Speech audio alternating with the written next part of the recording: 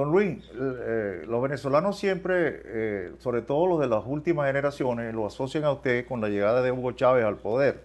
Usted fue prácticamente el padre de esta criatura política que se abre hacia 1998 a una participación democrática, se funda un partido civil cuando él abandona aquel movimiento, o supuestamente abandonaba aquel movimiento militar del MBR 200, se monta en un partido civil y usted está allí en aquella campaña electoral, usted está allí en aquella constituyente, usted está al frente de todo el proceso desde el punto de vista de operativo, ejecutivo, político.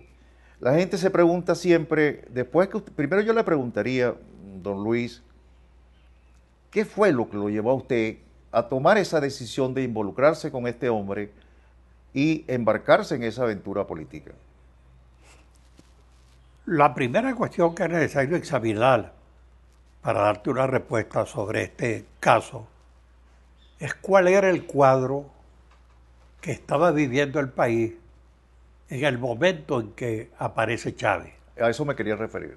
Porque Chávez no viene de la estratosfera y cae en un país blanco. Cuando Chávez aparece en el escenario político, aparece conjuntamente con un conflicto social que estaba vigente. Estábamos en un momento en que se estaba dando, desgraciadamente se estaba dando, una especie de liquidación, de pérdida del vigor de los partidos políticos que manejaron el cuadro durante casi 50 años. Los viejos errores que esos partidos políticos habían criticado ya estaban cumpliéndose. Ya no existía una independencia del Poder Judicial. Se hablaba mucho de las tribus judiciales. En fin, los poderes, el Parlamento había perdido la fuerza del Parlamento como vigilante y fuerza motor rectora del Poder Ejecutivo. Es decir, había una crisis. Y en esa crisis irrumpe una nueva política. Particularmente yo, que vengo de los 15 años, participando en las batallas políticas de Venezuela durante este tramo tan largo de mi vida,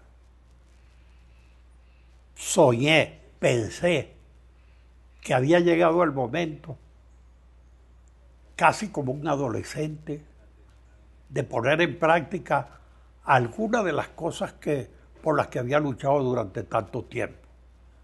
Yo soñaba con un poder judicial capaz de ser un poder judicial autónomo, que se defendiera, que no dependiera absolutamente de más nadie, de un poder legislativo que fuera capaz de ser el fiscal del poder ejecutivo. Es decir, que las instituciones democráticas por las cuales yo había luchado durante tanto tiempo se concretaran, se materializaran. Y en ese sentido entró mi contacto con la figura de Hugo Chávez. Figura casi simple, que no traía por detrás ningún programa, que no venía con apetitos caudillistas, etc. Y empezamos a conversar, y en las conversaciones con él llegué a profundizar de tal manera que él tomó como banderas fundamentales esos principios democráticos que eran la base de cualquier institución democrática. Es decir, que para él presentarse ante el país tenía en primer lugar que torcerle el cuello a todos sus apetitos militaristas, caudillistas, y elaborar un programa que recogiera lo que en aquel momento era el clamor del país, que estaba en una crisis de decadencia de los partidos, pero que quería salir adelante, no solo para vigorizar todo lo que los partidos habían echado por debajo, sino que realmente lo vitalizara con todos los nuevos elementos y las nuevas conquistas que la democracia en el mundo entero había se había enriquecido con ella. Y es así como elaboramos un programa de gobierno para presentarlo ante la opinión pública. Programa de gobierno que tenía las cosas fundamentales que nosotros creíamos que debían ser lo esencial, la estructura fundamental del próximo gobierno. Y ese programa se puso en la calle bajo el liderazgo de Hugo Chávez, y junto con Hugo Chávez una fuerza democrática que se llamó el Gran Polo Patriótico. No esta caricatura del polo patriótico que existe hoy, sino realmente un conjunto de hombres y mujeres que tenían una trayectoria democrática, que tenían una credencial suficientemente grande como para servir de aval a ese programa de gobierno que el Gran Polo Patriótico le presentaba a Chávez para que él a su vez lo usara como plataforma para su gobierno. Desde luego que había reformas importantes en ese programa.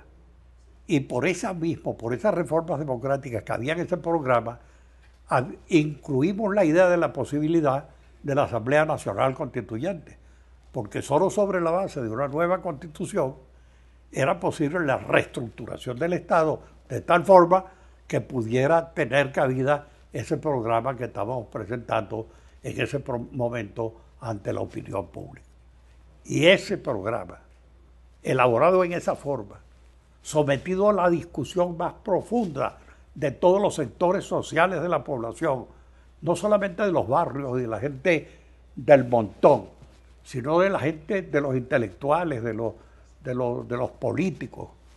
Fue un debate que se dio y es la síntesis de ese debate lo que trae como consecuencia que se elabore un programa, que es el programa precisamente que Hugo Chávez le vende al país para comprar su candidatura. Uno haría la pregunta natural, después de escucharlo usted comprometerse como lo hizo con ese proyecto. Uno le preguntaría a usted, don Luis, ¿valió la pena lo que se hizo?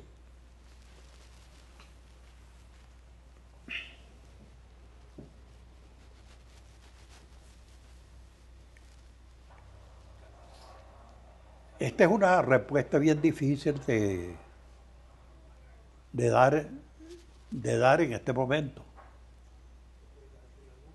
porque si pensamos que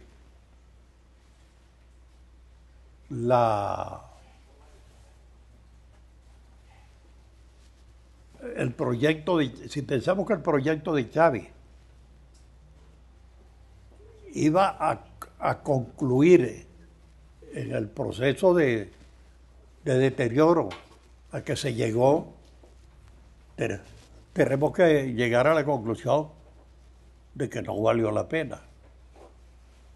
Pero yo creo que la experiencia que se ha dado, que el recorrido que se ha venido trillando en este momento, debe ser estudiado con un poco más de sentido de la historia para poder tener una respuesta realmente valedera ante la pregunta que tú me acabas de hacer.